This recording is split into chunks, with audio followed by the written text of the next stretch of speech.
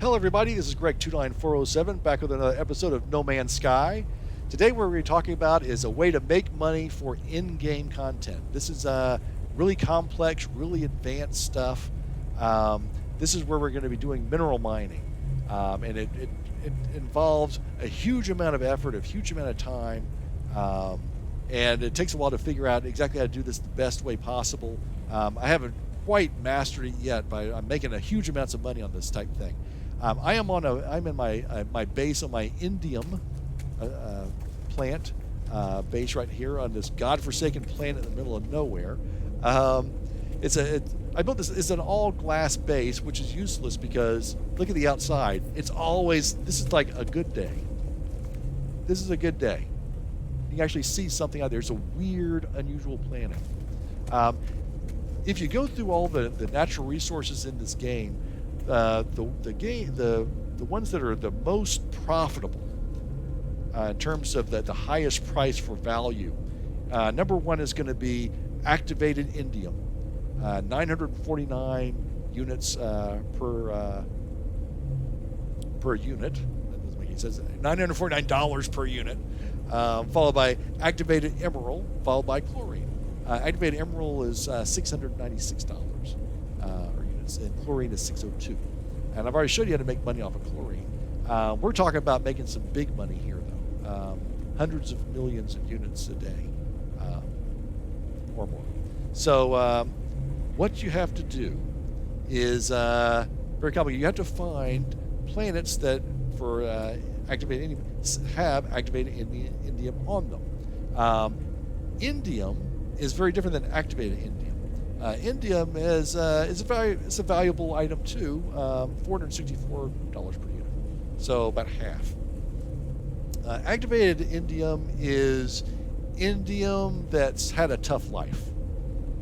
It was a bad environment, tough childhood, so it came out really tough and hard, and much more valuable and stronger because of it. There are only certain areas you have to be able to have a indium hyperdrive on your ship to even get to indium or activated indium solar systems. And what you need to do is find the place. So let me show you here. Here is, I've called it my Indium 1 solar system.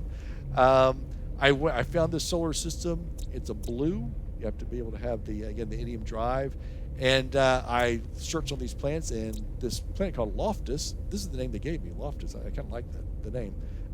It says indium here, but as you're flying around in space, if you look, it says activated indium. Only fly to a planet that says activated indium. Notice that this one also says has dioxide and magnetized ferrite. So I came down to this planet. This planet is absolutely miserable. Oh, this is a beautiful day now. Look at that. This planet is absolutely miserable. It rains all day, every day. So 108 degrees, raining. And this is the good part of the day. Half the day it's like this.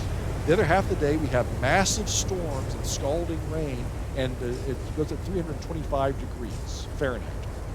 So yeah, it's super hot, so you can't do anything out here. This is what the planet looks like. This is the sun's trying to come through. That's why it's all kind of red like this. Normally it's not that hard to see. Superheated rainstorm approaching. So we will see this happen in just a minute. What you need to do is find a planet that actually has activated indium, and then you got to find where the activated indium is. Let's see. See the storm rise up here. Now, the best way of finding out where indium is you want to have, look at the temperature go up. Extreme storm. I've gotten a lot of steam badges because of the amount of time I spent on an extreme planet like this. So, if you look at your visor, if you go to the anomaly, you can find something called the survey device, and you want to go ahead and get this. And what this allows you to do is, you always have your hit the F button, and you can can see, all the stuff. Okay, we're winds from beyond and everything. And you can see where things are. There's storm crystals and there's buried mineral formations. With this addition, though, you can actually hit the 3 button, move over, and you look for hotspots for gas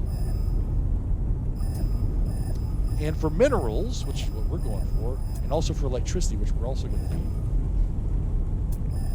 So, hotspot for minerals.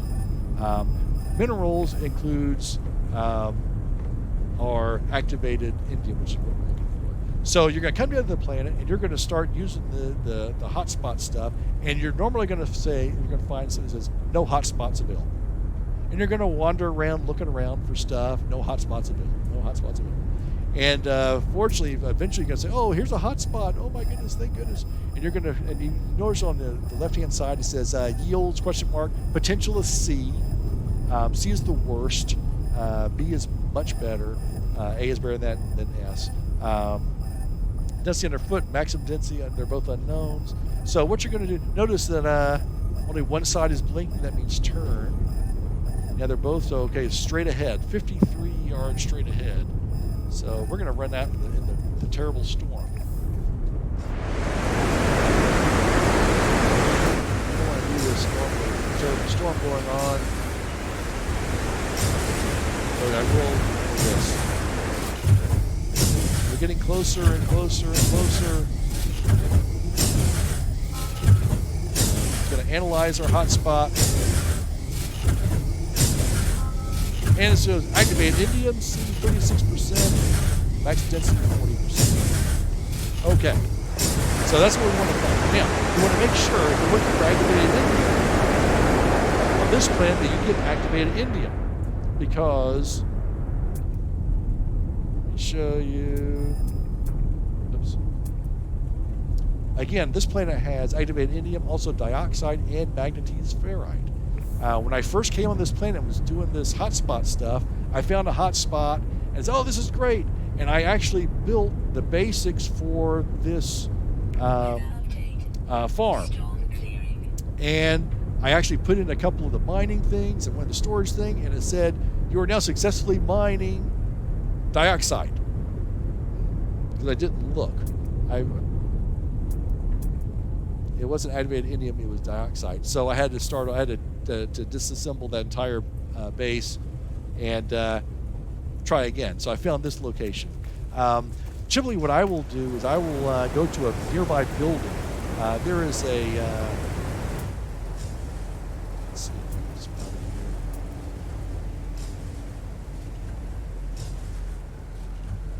I guess it's about 800 yards away. It's an NPC building. And I landed there for something, and I said, oh, okay, well, let me see. And I found a hotspot for power. Because you want to have power and your mineral as close together as possible, of course. I found a hotspot for power that's only about 300 yards away from here, which is pretty handy. And then I found this one. So what you're going to do is once you get that hotspot, again, the hotspot is right here. What I've done is I have laid out everything with these rows, these wood panels, metal panels too. The small ones are the exact size of these mining extractors, and also the exact size of your storage. So you need supply, storage, and you need the mining extractors. Now, closest to the hotspot is going to be your best bet. So this one is 205 units an hour. That's 210 units an hour,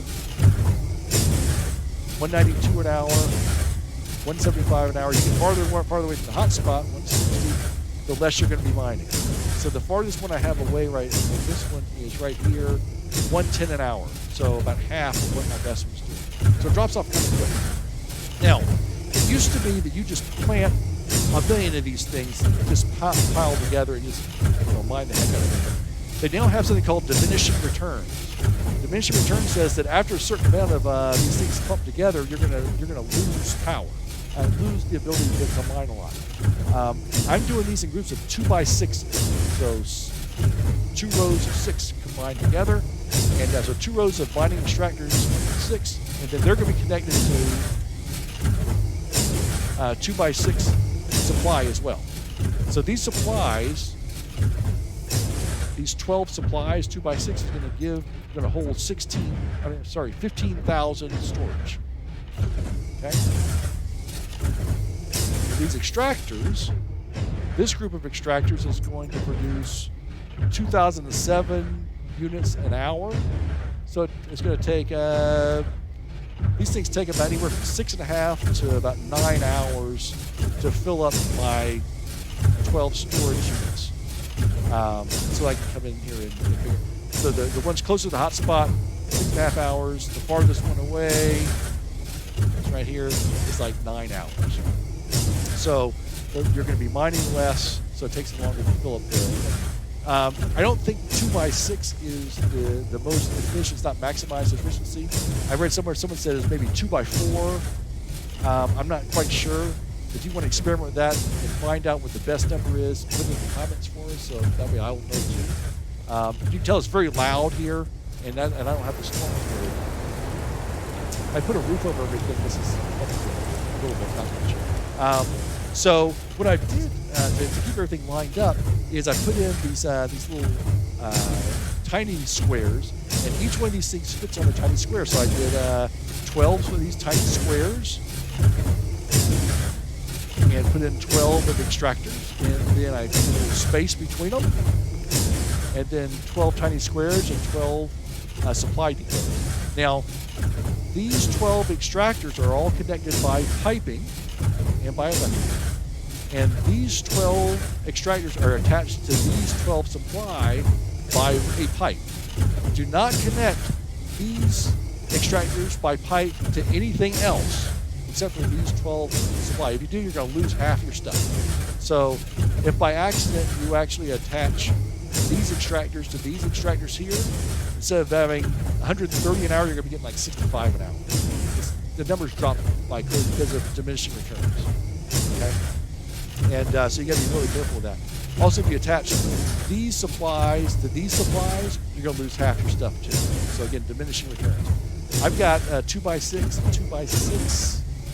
I don't know if that's the best. You know, I don't think the number of supply depots matters. You can go farther if you want. But you know, the more supply depots, the longer it's going to take to fill up. So you know. So anyway, I have 6 sets of extractors, six sets of supply depots. So 6 sets of 12 and 6 sets of 12. Okay, so this connect to that, let's connect to that. So basically, I'm getting 15,000 units from 6 sets of supply. I get 15,000 for that one, 15,000 for that one, 15,000 for that one.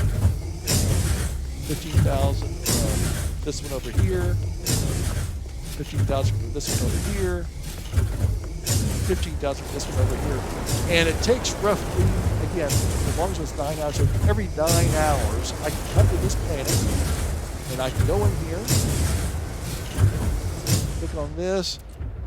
This will be up to 15,000. Take that, move it into my exosuit, and I'll have a total of 90,000 units of activated indium. So 90,000 units of activated indium that I then sell on the market is worth about anywhere from 75 to 85 million units. And I can do this twice a day, about 9 hours between each time. So I can do it in the morning, I can do it in the evening. Or if I'm working, I'm on vacation right now, I'm working, maybe once a day. So 75 to 85 million units each time.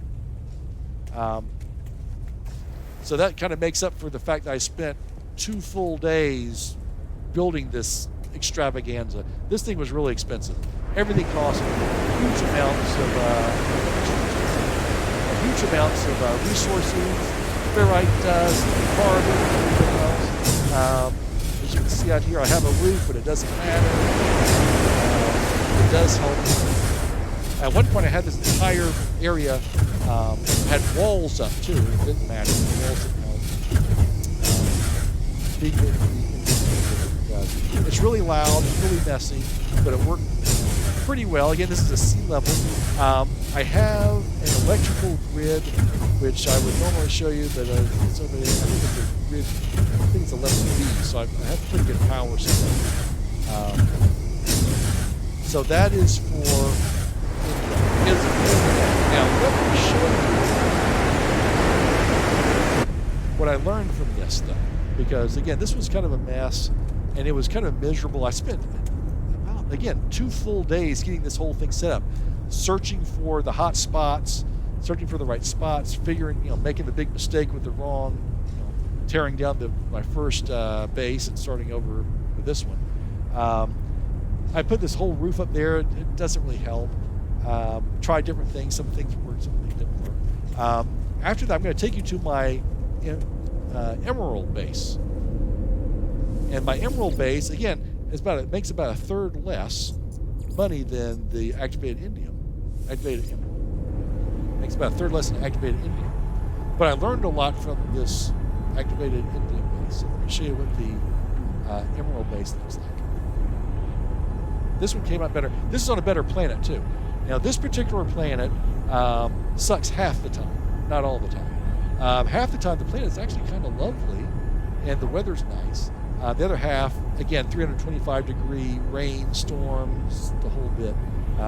It means you spend a lot of time waiting for the storm to end before you can go back to building your stuff. So it takes a really long time to do. But again, once it's set, you just show up twice a day, mine the stuff, and you're done. So here's my base, my my Emeril planet. I have the little round building with my teleporter and my thing. I use some fancier things. I have this back part with all my storage again. Got a storm going on here. I got my landing base over here. This is my base computer. I got my machine. I'm going to put this all through until the storm ends so you can see my actual base. So I will be back in just a minute when the storm outside stops raging. Okay, the storm is over. Let's go out and take a look at my plant. Look at this. I learned a lot from that previous one. I've got a 6-story. Again, we're doing 2x6 sets of mineral extractors. This is a hotspot of B, so it produces a lot more. So 2x6 mineral extractors over here, 6 levels up. And I start off with 2x6s on my supply depots, but I went with 2x8s instead. Because what was happening was, because this is level B, it's producing a lot more items. 27.65 an hour. So notice 205 units, 225, 242, 255, 255, 242. The hotspot is like right there. So this is producing a lot more. So these were filling up 2x6 to 12 of these in like 5.5 hours, whereas my Indium is in up to 9 hours. I didn't want to have 2 different schedules. I just want to come out twice a day and do everything at the same time. So I just put in some more. So I'm actually collecting 19,000 Emeril per group. So 19,000 times 6. So whereas on my Indium, I'm getting 90,000 units each time. With my Emeril, I'm getting 114,000 units per time. So that's going to make up somewhat for the price difference. Because again, the Indium is worth more. What I did was I stacked rather than go out by having another 2x6 here, another 2x6 here, and having these dissipate over time. I just build them on top of each other. I have different floors up here, and so they're all sitting right there on the hotspot. So this is one away, but look, they're producing the same amount. 205, 222, 242, 255, 255, 242. doesn't matter how high I go up, they're all going to be producing the same thing because they're sitting on the same exact spot. Even though they're up in the air, which seems counterintuitive, the game doesn't allow that. So that's good. Now, I read about somebody that actually went up 14 levels. This is 6 levels, and I'm high here. 14 levels. They said they were just making massive amounts of money. So again, we're on the top floor. 242, 257. Oh, a little higher. 257, 242. So we have 6 levels of this. So we're making. So twice a day I come in here, and this particular plant produces about 70 to 75 million units each time, each trip. So twice a day, so that's about 140 to 150 million each day. So each time I get the indium, I load up all my 90,000 units of indium, and I load up my 114,000 units of activated indium, activated emerald, and then I go and sell those, and I make about 150 million. I do that twice a day. So that's why I've had this plant going for 2 days. I had my activated indium plant going for 4 days, and that's why I have 1.3 billion units in money right now. So I'm making lots of money on this thing. Now, here's the thing. I can't just take this stuff and sell it at the store. I can't load up all this stuff and go here and sell. I can, but it would kind of screw things up. Because they used to have a system for making money in the game called the cobalt method, where you just mine a lot of cobalt, massive amounts of cobalt, like maybe 2,000 or 3,000 units, and then sell it at a space station, and it would make the price plummet. So you'd sell it for a lot of money, and the price would plummet because you have a set demand, but you have lots of all this supply. And then you turn around and you'd buy it back at, the price would drop by 80%. You'd buy it back for pennies on the dollar. Then you go to a different space station, a different system, do the same thing, sell the same cobalt, the price would plunge, buy it back, go to the same. So you'd ruin the supply and demand for that particular station for 2 or 3 real-time days. They've changed it now. You can still plummet it, but it takes 65 or 70,000 units to ruin the economy. Well, I don't want to ruin the economy. That doesn't do me any good, especially since I'm producing all this activated emerald and activated indium for free. So there's no reason for me to destroy the market. So what I do is I go ahead and load up all this stuff, and my backpack is generally packed. All this stuff is full. I've had all these things are full with activated indium and activated emerald. And I go to a space station, and what I do is I go down to where my spaceship is parked, and I wait for an NPC spaceship to show up. It takes less than a minute for the spaceship to show some random NPC that wants to sell you their ship or trade you the ship, and sell all of my materials to that guy. He will pay me the full price, and it doesn't affect the market at all. So this morning, an hour before I did this video, I made over 150 million units from selling 114,000 units of activated emerald and 90,000 units of activated indium to some random dude on a spaceship for 150 million units. So I'll do that again tonight and make another 150 or so. So that is the big money. Now, again, this takes a long time to do. Oh, I wanted to show you my power system too. I'm going to have to put this on hold though because another storm just started. Oh, look at the rainbow. Let's go outside and brave the storm.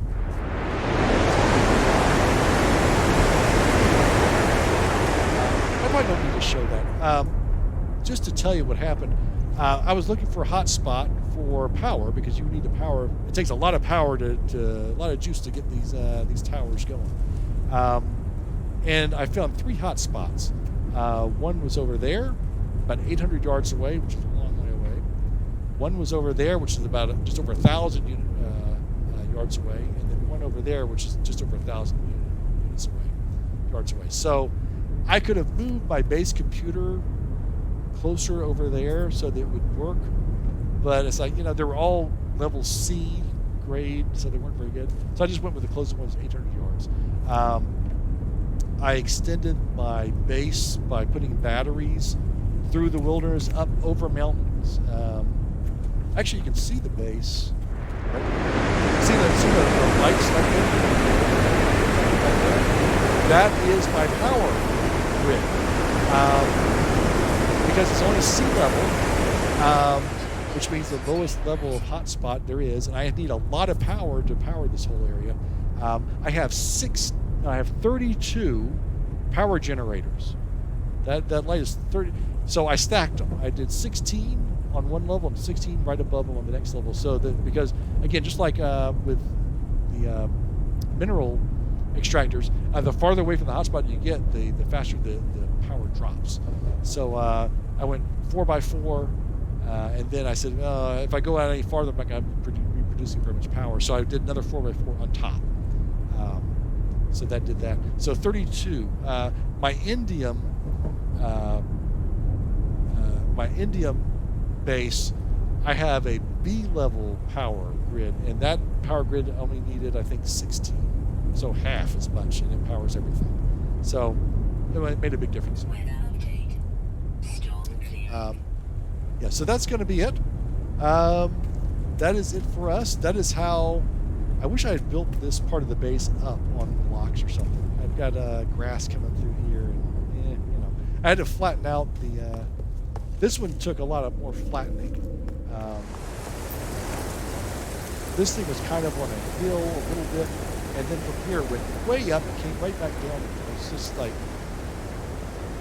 I guess down. So I just flattened this area. But unfortunately, some of the grass starts peeking out and stuff. And when I use my cheat, for some reason, when I come up this hill, sometimes the hill is still up here and it disappears. It's kind of weird. So you want to flatten as little as possible. I wish I had built this up a little bit. So anyway, that'll be for next time. So that is how you make some big money in the game. It takes a lot of time and a lot of effort, but it really does pay off. So we're making lots of money. Let's go do it for now. So until next time, this is Greg 29407 saying aloha, and we will see you next time.